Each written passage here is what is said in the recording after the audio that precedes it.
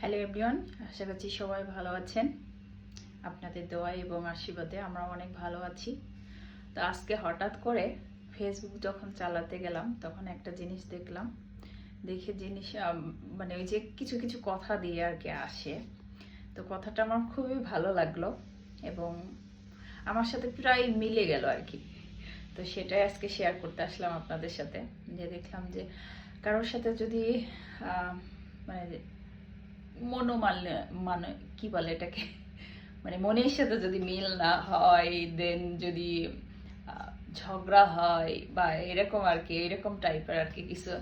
তো এরকম হলে কি করতে হবে? তো ওখান থেকে সুন্দর একটা কথা পেলাম যে কথা বন্ধ করে দিতে হবে মানুষের সাথে।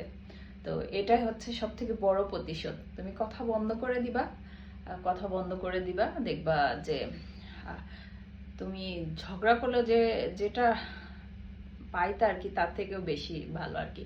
তো আমার এই কথাটা খুবই ভালো লাগলো যে কারোর সাথে যদি অভিমান হয় তো তার সাথে তুমি নীরবেই সেখান থেকে সরে আসো এবং তার সাথে কথা বলা বন্ধ করে দাও। দেখবা যে এমনি থেকেই তোমার প্রতিশোধটা নেওয়া হয়ে যাবে। কথাটা অনেক ভালো লাগলো। থ্যাংক ইউ যে লিখেছো। Thank you so much.